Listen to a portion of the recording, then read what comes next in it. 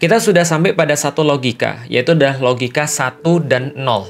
Yaitu adalah ketika seseorang itu bersyahadat kepada Allah Subhanahu wa Ta'ala, maka sejatinya dia harus memiliki satu mental. Mental itu adalah ketika dia meyakini bahwa dia itu lemah, tidak memiliki apapun, dan senantiasa bergantung pada sesuatu, sementara Allah adalah satu-satunya. Maka itu adalah inti daripada Islam, mentauhidkan Allah, sehingga Allah berdiri sendiri, tidak berbagi dengan siapapun, dan tidak berbagi dengan apapun, karena dia adalah zat yang satu-satunya. Maka dikatakan, walam yakul lahu kufuwan ahad. Maka dia Allah tidak ada yang menyamainya satupun, maka Allah adalah satu sedangkan kita adalah 0. Ketika kita berhasil menolkan diri kita, alias kita tidak mengambil apapun yang menjadi sifat-sifat Allah, maka sungguh kita telah menjadi hamba yang benar. Dan ketika kita sudah mengesahkan Allah dan tidak menjadikan Allah itu punya tandingan dalam hal apapun, maka kita dianggap sudah mengesahkan Allah. Maka ketika kita berhasil untuk mengesahkan Allah, menjadikan Allah itu satu dan kita menjadi 0 sebagaimana logika yang sudah kita bahas kemarin, maka mewujudlah syahadat yang sempurna, yaitu syahadat yang didasarkan satu keyakinan, yaitu adalah dia memahami ada koneksi antara diri dia dengan Allah. Idrak sillah billah, sebuah koneksi yang menghubungkan antara dia dan Allah, sehingga dia mengetahui apapun perbuatan-perbuatan dia pasti akan dipertanggungjawabkan kepada Allah Subhanahu wa Ta'ala. Maka dia menginginkan Allah melihat amal-amal yang terbaik, dia menginginkan agar Allah menghitung amal-amal yang terbaik. Ini adalah arti daripada syahadat sempurna. Maka ketika kita balik lagi ke dalam surat Al-Jumu'ah yang kita bacakan, ada 2 syarat ketika orang itu mau mengakui Allah. Di antara 4 proses, di antara 4 proses di dalam surat Al-Jumu'ah ayat kedua itu, huwallazi ba'atsa fil ummiyina rasulam minhum yatlu alaihim ayatihi wa yuzakkihim wa yuallimuhumul kitaba wal hikmah. Ada 4 proses. Di antara 4 proses ini, 2 yang di awal adalah berkaitan dengan masalah akidah, yaitu adalah yatlu alaihim ayatih, yaitu mengetahui tanda-tanda kekuasaan Allah sehingga menjadikan Allah itu satu, menjadikan Allah itu esa, tauhid satu-satunya, dan wa yuzakkihim, dan mereka membersihkan segala sesuatu yang buruk di dalam diri mereka hingga mereka mengetahui dan mereka menyadari bahwasanya mereka lemah, manusia itu lemah. Ketika kita menyadari kita lemah dan Allah kuat, maka kita mau minta perlindungan. Ketika kita menyadari bahwa kita tidak punya apa-apa, lantas Allah lah yang mengajari kita, maka kita minta untuk diajarin oleh Allah. Ketika kita menyadari bahwa kita hanya menumpuk dosa, sementara Allah adalah zat yang maha suci, maka kita beristighfar kepadanya, astaghfirullahalazim. Ketika kita kemudian menyadari bahwa kita ini fakir, kita ini tidak memiliki apapun, sementara pada sisi Allah terdapat segala sesuatu yang kita inginkan, maka kita meminta kepada Allah, iyyaka na'budu wa iyyaka nasta'in. Inilah relasi antara seorang hamba dengan majikannya. Inilah sebuah relasi antara seorang abdi dengan Allah Subhanahu wa Ta'ala. Maka relasinya bukan relasi tawar-menawar. Maka relasinya bukan relasi negosiasi, tapi relasinya adalah ketaatan, relasinya adalah kepatuhan, relasinya adalah ketundukan. Karena mereka sangat memahami betul bahwasanya Allah itu maha, Allah itu kuat, Allah itu perkasa, Allah itu maha memiliki, sedangkan mereka tidak punya apa-apa. Dan suatu saat nanti pasti akan berakhir. Sehebat apapun antum, sekeren apapun antum, setinggi apapun jabatan antum, sepintar apapun antum, sekaya apapun antum, suatu saat nanti tanah yang akan menjadi teman kita. Maka kita mengetahui kelemahan kita yang sangat besar, maka kita memerlukan perlindungan daripada yang super kuat, yaitu adalah Allah Subhanahu wa Ta'ala. Ini adalah inti daripada Islam. Nah, ketika seseorang itu sudah memahami secara menyeluruh bahwa dirinya perlu pelindung, dirinya perlu untuk meminta, dirinya punya segala macam hajat, maka dia mengesahkan Allah. Maka bagaimana bentuk penyembahan itu kita sudah jelasin. Syahadat sempurna adalah memahami tentang konsep 1 dan 0. Ketika kita sudah memahami konsep 1 dan 0, mengahadkan Allah dan menolkan diri kita, maka berikutnya pasti ada keperluan untuk taat pada sesuatu, untuk menaati perintah Allah. Karena pengakuan seorang hamba ketika dirinya adalah hamba dan Allah adalah tuannya, maka itu mengharuskan diri dia untuk bisa melakukan apapun perintah daripada tuannya. melakukan apapun perintah daripada Allah Subhanahu wa taala. Maka kesempurnaan relasi antara hamba dengan tuannya adalah menaati perintah Allah Subhanahu wa taala. Nah, jadi semakin jelas nih yang kita bahas dari kemarin. Ketika kita membahas tentang akidah, ketika kita membahas tentang iman, yang itu adalah sebuah akar, kalau dalam perumpamaan dari awal sudah kita bahas, adalah sesuatu yang tidak terlihat. Maka sesuatu yang tidak terlihat ini, kalau dia indikasinya betul, kita nggak bisa ngelihat akar, sebagaimana kita nggak bisa melihat iman. Tapi kalau seandainya akar yang kita bangun itu betul, andaikan iman yang kita bangun itu betul, maka pasti dia akan tumbuh dengan sesuatu yang kelihatan. Jadi kalau seandainya kita nanam benih, kita memang nggak bisa ngelihat akarnya. Dan kalau memang akarnya itu kelihatan malah bahaya. Akar itu ya memang harus di tanah, di kegelapan, goib, tidak terlihat. Begitupun juga dengan iman. Iman itu adalah masalah pemikiran, masalah berpikir, lalu kemudian masalah kolbu. Tapi memang kita nggak bisa ngelihat akar dan iman, tapi kalau seandainya akar dan iman ini benar, maka indikasinya akan muncul di atas tanah, akan muncul kelihatan dengan mata. Yaitu adalah apa? Kalau kita mengambil perumpamaan adalah pohon, akar yang bagus akan memunculkan batang yang bagus. Dan sesungguhnya sama seperti iman, iman yang bagus akan memunculkan amal soleh yang bagus sebagai sebuah hal yang tegak menghadap Allah Subhanahu wa taala, sebagaimana perumpamaan di dalam surat Ibrahim ayat 24. Asluha tsabitun wa far'uha fis sama. Ketika iman itu kemudian juga sudah dibangun di dalam hati, maka yang berikutnya keluarnya apa? Amal soleh.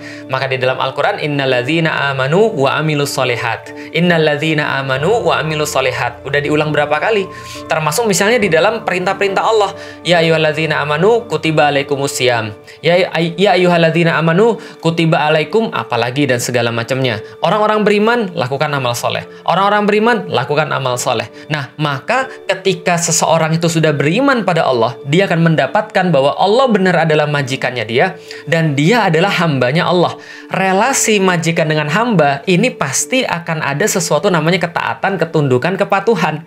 Nah, kepatuhan itu dalam bentuk apa? Perintah dari majikan, perintah dari Allah. Jadi orang yang beriman ciri-cirinya adalah pengen diperintah. Orang-orang yang beriman ciri-cirinya pengen tunduk. Orang-orang beriman ciri-cirinya pengen taat sama sesuatu yang memerintah dia, sesuatu yang maha kuat itu, sesuatu yang menjadi majikannya. Berarti kalau ada orang mengatakan, saya ini hamba Allah, tapi Allah nyuruh sesuatu, dia masih nggak mau taat, dipertanyakan omongannya. Dipertanyakan kata-katanya, yang kamu maksud dengan hamba itu apa? Apakah hamba seseorang yang bisa milih sesuatu? Bukan. Apakah hamba yang ketika disuruh sesuatu bantah? Enggak. Tugas hamba ketika disuruh itu adalah memahami tugasnya, lalu melakukannya dengan baik, bukan bantah atau bikin perintah yang baru. Lah kalau antum bikin perintah yang baru, antum belagak jadi bos. Itulah yang dinamakan tidak mengesahkan Allah. Sekali lagi saya ulang. Berarti konsekuensi iman adalah menaati syariat. Konsekuensi iman adalah berserah dengan akal dan hati kita untuk untuk kemudian berserah dan tunduk karena kita yakin apapun yang diputuskan oleh Allah, apapun yang telah diperintahkan oleh Allah, itulah yang terbaik bagi kita, sehingga kita tidak perlu lagi untuk protes, tidak perlu lagi untuk nyari sesuatu yang lain, tidak perlu lagi untuk mengarang-arang sesuatu dengan bebas. Kenapa? Karena kita sudah punya majikan, dan itulah konsep hamba dan majikannya. Itulah konsep seorang abdi, seorang hamba dengan Tuhannya. Maka sekali lagi, secara sederhana seperti apa? Sesederhana iman itu perlu amal soleh. Sesederhana iman itu perlu syariat. Sesederhana akidah mengharuskan seseorang eager, senantiasa mau, senantiasa pengen, bersemangat untuk menaati perintah Allah Subhanahu wa taala. Karena begitulah relasi antara yang mencintai dengan yang dicintainya. Gak usah bahas Allah dulu deh. Gak usah bahas Allah. Seorang yang jatuh cinta aja itu seneng banget diperintah. Ya nggak sih? Ya ini contohnya ya. Contoh kayak gini deh. Suami istri, kita nggak bahas orang pacaran. Ya orang pacaran juga gitu sih, tapi suami istri. Suami istri, kenapa sih laki-laki itu paling benci kata-kata terserah? Ya, pernah nggak teman-teman yang sudah suami istri tentunya ya, pernah nggak sih seorang suami ceritanya lagi nanya sama istrinya, kamu pengen makan apa? Dijawabnya, terserah. Itu paling nggak enak banget. Kenapa? Karena laki-laki seneng disuruh. Laki-laki itu ketika sama yang dicintainya seneng diperintah. Maka ketika laki-laki nanya sama seorang wanita, kamu pengen makan apa? Maka dia sejatinya dia berharap diperintah dengan satu permintaan yang spesifik. Sehingga ketika dia berhasil untuk memenuhi perintah itu, dia merasa harga dirinya naik. Asik gitu kan. Dia merasa sudah menjadi hamba cinta, budak cinta gitu kan ya. Enggak. Tapi ini kira-kira aja. Ya ini ada persamaan sih sebenarnya. Karena orang-orang yang mencinta itu pasti minta disuruh. Kamu pengen apa? Pasti nanya gitu ya. Kamu pengen makan apa? Kamu pengen pergi kemana? Kamu pengen aku ngapain? Karena dia perlu perintah gitu loh maksudnya. Orang yang mencinta itu perlu diperintah sama yang dicintai untuk menandakan bahwa aku tuh mencintai kamu gitu loh maksudnya. Jangankan lautan yang luas, gunung yang paling tinggi pun aku seberangi demi kamu, supaya kamu tahu bahwa aku serius sama kamu. Kan gitu kan ya? Orang yang mencinta itu begitu. Mereka senantiasa nyari cara untuk membuktikan cinta mereka kepada orang yang dicintai. Itu seorang yang jatuh cinta, itu bucin, Pak. Lah bagaimana seorang hamba kepada Allah? Maka seorang hamba kepada Allah senantiasa caper sama Allah. Cari perhatian terus, minta di notif. Senantiasa mention, seneng kali kemudian menyebut-nyebut. Allah, dikit-dikit Alhamdulillah, dikit-dikit istighfar, astagfirullahaladzim, dikit-dikit Allahu Akbar, dikit-dikit Masya Allah, dikit-dikit Subhanallah. Ini orang-orang yang mencintai, dia banyak mention. Apalagi, banyak kemudian pengen di notif. Allah notif saya nggak ya? Allah tahu nggak ya saya ya? Allah tahu nggak kalau saya begini? Kira-kira apa ya Allah seneng ya? Sehingga Allah mau notif saya. Orang pacarannya kayak gitu. Maksiat aja pengen di notif. Dia cari tahu senengnya apa, makanan apa, lalu kemudian ngasih kejutan apa setiap anniversary dan segala macam. Itu manusia yang mencintai manusia. Bagaimana kemudian ketika manusia yang mencintai Allah, maka bisa jadi tindakannya kadang-kadang nggak masuk akal. Kadang-kadang nggak masuk akal. Lihat bagaimana para sahabat dengan Rasulullah. Kadang-kadang kita nggak masuk akal. Bagaimana idenya para sahabat itu untuk menyenangkan Rasulullah Shallallahu Alaihi Wasallam dengan berbagai macam cara mereka lakukan. Sa'ad bin Abi Waqqas mengamati polanya Rasulullah Shallallahu Alaihi Wasallam. Wah, Rasulullah ini jam segini mesti bangun. Dan ketika bangun, beliau biasanya langsung ngambil air wudhu. Setelah ngambil air wudhu, beliau sholat. Maka Sa'ad bin Abi Waqqas bikin sebuah rencana. Apa rencananya? Dia bangun lebih dulu daripada Rasulullah. Kemudian dia masak air hangat. Lalu kemudian setelah air hangat itu dimasak sama dia, dipastikan agar air itu tidak terlalu panas dan tidak terlalu dingin. Pas Rasul bangun, itu sudah tersedia di depan Rasulullah. Coba bayangin Rasulullah, waduh, luar biasa ini. Saya memang mau wudhu dan ada air hangat, enak banget wudhu air hangat di tengah-tengah kedinginan kayak begini. Rasul bilang, ini siapa yang nyiapin? Sa'ad bin Abi Waqqas, Sa'ad sini. Lalu saat ketika datang pada Rasulullah ditanya, wahai Sa'ad, kok kamu tahu yang kayak gini-gini? Iya, saya mengamati Rasulullah dan saya pengen menyenangkan Rasulullah. Rasul bilang, kamu pengen apa dari saya? Sa'ad bilang, saya pengen didoain aja. Lalu kata Rasul berkata, kamu pengen didoain apa? Saya pengen didoain agar semua doa saya makbul. Nah, inilah orang pintar gitu kan ya. Jadi bukan minta apapun, tapi dia minta semua doa dia makbul. Ini cara sahabat menyenangkan Rasulullah Shallallahu Alaihi Wasallam. Dan para sahabat juga tidak mau ketika Rasulullah sedih. Maka mereka tahu ketika Rasulullah sedih dalam sesuatu dan mereka nggak memperbuat itu. Mereka nggak melakukan itu. Apalagi sama Allah. Allah juga punya sesuatu yang dia sukai, punya sesuatu yang dia nggak sukai, punya sesuatu yang dia benci dan punya sesuatu yang dia sukai. Nah, tugas kita adalah bagaimana supaya kita dinotif sama Allah. Ya kita cari tahu apa yang disukai oleh Allah. Inilah orang-orang beriman. Maka orang beriman caparnya kepada Allah dengan taat pada Allah. Ketika dia sudah beriman kepada Allah, meyakini bahwa Allah itu adalah zat satu-satunya yang menciptakan dia dan kepada Allah nanti dia akan dikembalikan, maka seumur-umur hidupnya dalam setiap fase dalam kehidupan dia pengen untuk taat pada Allah sebagai bentuk penghambaan itu, sebagai bentuk kalau orang pacaran kebucinan itu gitu kan ya. Dan kita memang juga bucin bagi Allah, budak cintanya Allah. Kenapa? Karena kita craving, kita pengen banget untuk dicintai oleh Allah, pengen banget untuk bisa diketahui oleh Allah, pengen banget untuk bisa dispesialkan oleh Allah, dilihat oleh Allah nanti di yaumil kiamat. Maka ini adalah orang-orang yang beriman. Nah, konsekuensi iman adalah menaati syariat. Dan pengen saya sampaikan teman-teman sekalian, dan itu yang membuat sebuah keislaman naik stepnya. Maksudnya naik step seperti apa? Karena keislaman yang cuma dalam bentuk percaya pada Allah, mengimani Allah, ini baru step di awal yang sudah kita sampaikan. Ingat, balik lagi, selalu kita akan balik lagi pada contoh yang di dalam surat Ibrahim ayat 24. Allah katakan, kalimatan thayyibatan ka syajaratin thayyibah. Sesungguhnya kalimat yang baik syahadat itu, Anda memulai Islam dengan itu seperti pohon yang baik. Bagaimana mulainya? Anda pertama membentuk akarnya. Asluha sabitun.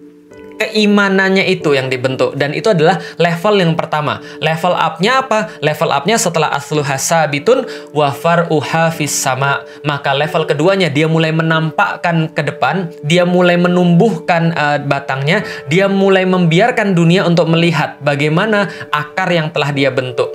Artinya ini adalah level up-nya. Orang-orang muslim tidak bisa cuma mengatakan bahwa saya meyakini Allah tanpa ada satupun efek daripada itu. Maka efek berikutnya adalah dia mulai mau taat pada Allah Subhanahu wa taala. And this is where the problems begin. Widih, gayanya. Dan ini adalah di mana masalah bermula.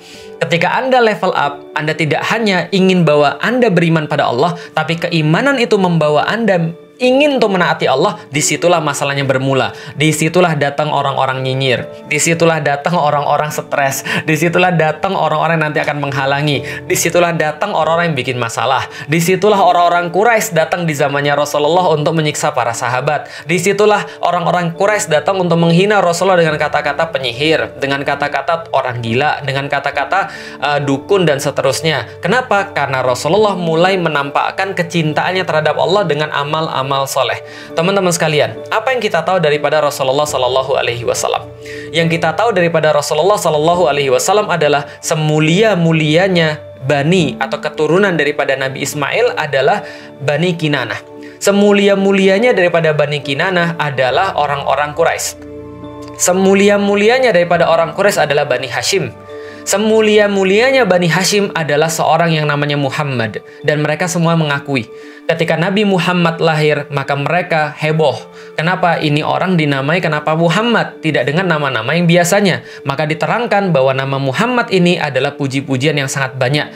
Dan nama lainnya adalah Ahmad, puji-pujian yang paling tinggi. Maka paman-pamannya yang kemudian memusuhi dia, seperti Abu Lahab, seperti kemudian paman-pamannya yang lain, itu kemudian merasa bergembira atas lahirnya Nabi Muhammad ini. Dan ketika tumbuh kembangnya, dia sangat dikagumi, dia sangat didengarkan perkataannya, dia dimuliakan dan dikatakan sebagai Al-Amin, sebuah gelar paling tinggi untuk integritas seorang manusia, sang terpercaya. Maka siapapun silahkan Anda percayakan pada dia. Anda percayakan uang Anda percayakan keluarga Anda percayakan urusan Anda percayakan urusan negara, urusan politik kepada dia. Kenapa? Karena orang ini nggak akan pernah mengambil keuntungan untuk dirinya sendiri. Maka semua orang percaya dengan dia. Bahkan setelah jadi Rasul pun, Rasulullah Muhammad itu walaupun dibenci secara risalah, tapi disenangi secara kemudian amanahnya. Maka orang-orang menitipkan uang kepada dia, mempercayakan urusan-urusan kepada dia, Rasulullah Sallallahu Alaihi Wasallam. Tapi ternyata kemuliaan Rasulullah ini tidak menghalangi orang-orang yang rendah nasabnya untuk menghinakan Rasulullah Sallallahu Alaihi Wasallam. Ada orang-orang yang nasabnya nggak jelas, bisa merendahkan Rasulullah Sallallahu Alaihi Wasallam. Apa yang kita tahu tentang Rasulullah? Dia orang-orang yang paling terpercaya, Al-Amin. Tapi dia Al-Amin, dia tidak bisa kemudian Al-Amin itu, julukan itu untuk menghalangi manusia untuk mengatakan bahwa dia pembohong, penipu, orang gila, tukang sihir. Dan fasihnya dia dengan bahasa Arab, dan kemudian bagaimana hebatnya di dalam masyarakat tidak bisa menghalangi orang-orang Quraisy untuk kemudian memperlakukan beliau dengan sangat kasar. Kenapa? Karena sesuatu yang beliau bawa. Kapan datangnya? Datangnya setelah beliau mengajarkan para sahabat untuk naik level. Yuk sekarang kita sudah mengimani Allah. Yuk kita sekarang sudah tahu Allah itu segala-galanya. Kita nol dan Allah itu satu. Tidak ada yang berhak untuk disembah selain Allah. Tidak ada yang berhak untuk ditinggikan selain Allah. Maka tidak ada yang perlu ditaati selain Allah. Tidak ada yang perlu untuk kita besarkan. Tidak ada yang perlu untuk mengatur manusia selain Allah Subhanahu wa Ta'ala. Inilah aturan yang paling baik. Inilah aturan yang paling keren. Yuk kita sekarang ibadah kepada Allah Subhanahu wa Ta'ala sebagai bentuk daripada kecintaan kita terhadap Allah Subhanahu wa Ta'ala. Di situ orang-orang Quraisy mulai bilang, Muhammad sudah keterlaluan. Kita perlu untuk menghadang dakwah Muhammad. Kita perlu untuk menghentikan Muhammad. Kita perlu untuk melakukan sesuatu. Kenapa? Kalau kita biarkan, maka kita pasti akan terganggu. Paham teman-teman sekalian? Makanya ketika Rasulullah itu menghadap kepada beberapa pendeta, ucapan mereka adalah sama. Mereka bilang, kalau seandainya saya masih hidup, pasti saya akan mau berada di sebelahnya Rasulullah Muhammad. Kenapa? Yang dia bawa ini pastilah sesuatu yang akan diperangi oleh manusia. Manusia akan memerangi dia. Baik yang berkulit hitam atau yang berkulit merah. Kenapa? Karena yang dia bawa ini adalah risalah yang bakal memberikan keadilan. Dan siapa yang nggak suka dengan keadilan? Orang-orang yang zalim. Lah, kita bisa lihat Islam itu adalah satu bentuk aturan yang sangat luar biasa yang datang daripada penciptanya manusia. Ketika pencipta manusia memberikan sebuah aturan yang akan memberikan kebaikan bagi semuanya, siapa yang merasa terganggu? Orang-orang Quraisy. Kenapa orang-orang Quraisy terganggu? Karena orang-orang Quraisy sudah mengatur masyarakat dengan sekehendak mereka. Perbudakan mereka atur, lalu kemudian ekonomi mereka atur, siapa yang mulia dan siapa yang nggak mulia mereka atur. Semua sumber daya itu harus melewati mereka. Semua kemudian kezoliman-kezoliman itu mereka yang membiayai. Ya kalau zaman sekarang adalah ya mereka yang punya BUMN, mereka yang menguasai segala macam kekayaan, mereka yang menentukan siapa yang boleh dan siapa yang tidak untuk mengeruk sumber daya alam gitu kan ya. Lalu kemudian mereka menguasai sektor-sektor yang basah dalam tanda kutip. Mereka kemudian punya kewenangan terhadap segala sesuatu. Nah, ini di zaman Quraisy ada juga orang-orang macam itu. Dan ketika Islam mau diterapkan, ketika Islam mau kemudian untuk didakwahkan, mereka merasa terganggu. Dan ini yang terjadi pada orang-orang Quraisy. Jadi orang-orang Quraisy nggak ada masalah. Muhammad mau ngomong apa saja, nggak apa-apa. Selama masih dalam level keyakinan. Jangan diimplementasikan. Jangan diperbuat. Kalau diperbuat, kamu harus berhadapan dengan saya, gitu kan ya. Dengan dalil apa? Muhammad merusak intoleransi. Muhammad merusak tatanan masyarakat. Baca di dalam Sirah Nabawiyah. Bagaimana tuduhan-tuduhan orang Quraisy? Kayaknya tuduhannya itu macam betul aja. Tuduhan-tuduhannya intoleransi, tuduhannya merusak ketegangan, tuduhannya apa? Merusak sesembahan-sesembahan zaman dulu. Tuduhannya apa? Membuat agama yang baru. Tuduhannya apa lagi? Menghina nenek moyang, gitu kan ya, menghina buyut-buyut dan segala macamnya. Tuduhannya apa? Ya kalau zaman sekarang mungkin tuduhannya anti Pancasila gitu kan ya. Pengen merubah Pancasila. Ternyata siapa yang mau merubah Pancasila sekarang sudah ketahuan. Artinya yang dituduh dengan yang menuduh ternyata gitu kan ya. Ya sudahlah, itu pembahasan yang lain lah. Yang sekarang kita bahas adalah tentang syahadat sempurna. Kesimpulan daripada materi ini teman-teman yang pengen saya sampaikan adalah ketika seseorang itu sudah fix untuk menyembah Allah Subhanahu wa taala karena segala sesuatu logika yang sudah dia lakukan, maka dia mengetahui Allah adalah Tuhan satu-satunya dan dia mengetahui bahwa dia tuh lemah banget dan sudah benar-benar mengesahkan Allah, maka muncullah keperluan, muncullah dorongan untuk menaati Allah. Kenapa? Karena dia pengen agar Allah tahu bagaimana kecintaan dia terhadap Allah Subhanahu wa taala. Dan dia tidak bisa cuma di mulut saja. Jadi kalau ada orang bilang cinta tuh nggak usah dipamer-pamerin, cuma di mulut saja. Emang kalau antum yang jatuh cinta, antum cuma cukup cinta dalam diam. Nah, kalau antum cinta dalam diam terus ya ditikung orang, paham teman sekalian? Kan sama. Ketika kita sudah mengimani Allah, itu nggak memberikan masalah. Kapan masalah muncul? Ketika Anda sudah mulai mengekspresikan cinta Anda. Sama kayak orang-orang bucin juga begitu. Ketika dia cuma cinta dalam diam, nggak akan ada masalah. Cuma itu menyiksa. Dia harus memberikan ekspresi sesuatu. Itulah kenapa kalau ada orang jatuh cinta itu sulit banget untuk diatur untuk nggak mengekspresikan rasa cinta dia. Minimal dengan kode gitu kan ya. Contoh misalnya zaman saya, Anda meminta, kami memutar. Nah, itu kan radio dulu ya. Assalamualaikum. Waalaikumsalam. Mau kirim lagu ya? Iya, mau kirim lagu. Buat siapa? Buat dia yang ada di luar sana. Wis, dia nggak mau ngomong tapi kode. Buat dia yang di luar sana tadi di sekolah. Terus pesannya apa? Dari siapa? Dari pengagum rahasiamu, secret admirer gitu kan ya. Pesannya apa? Kamu cantik banget hari ini. Misalnya kayak gitu. Itu kan kode. Dia pengen agar ekspresi cinta dia tuh didapatkan. Nah, maka sama ketika ada orang mengatakan, ya iman tuh udah iman aja, nggak usah ditunjuk-tunjukin. Nggak bisa, Pak. Orang jatuh cinta aja perlu ekspresi. Apalagi orang beriman kepada Allah. Masa nggak bisa? Masa nggak ada ekspresinya? Ya udah, beriman aja, nggak usah sholat. Beriman aja, nggak usah pakai aturan Allah, nggak usah pakai halal dan haram. Itu iman atau cuma ngaku? Itu iman atau klaim gitu kan ya. Nah, oke. Jadi intinya adalah ketika dia sudah beriman, dia perlu untuk taat pada Allah. Dan ketika dia mau taat pada Allah, di situ masalahnya muncul. Kenapa? Karena orang-orang pasti akan ada yang bersinggungan kepentingannya. Ketika dia melihat bahwa kepentingannya terganggu karena ada aturan-aturan yang lain yang dianggap bisa untuk mengganggu kepentingan-kepentingannya, maka pasti mereka bersuara. Sebagaimana Quraisy bersuara ketika ada kepentingan-kepentingan mereka yang terganggu dengan dakwah Rasulullah Sallallahu Alaihi Wasallam. Maka mereka membuat fitnah, maka mereka membuat makar, makar, maka mereka membuat tuduhan pada Rasulullah dan para sahabatnya. Dan teman-teman bisa baca itu di dalam sirah, bagaimana mereka seolah-olah menggunakan kata-kata yang bagus untuk tujuan-tujuan yang jelek. Seperti yang sudah saya sebutkan tadi. Jadi teman-teman sekalian, kesimpulannya adalah bahwa iman perlu penerapan aturan Allah. Iman perlu ketaatan, karena dengan ketaatan itulah kita menjadi sempurna penghambaannya terhadap Allah Subhanahu wa Ta'ala. Karena itulah sebuah konsekuensi daripada keimanan.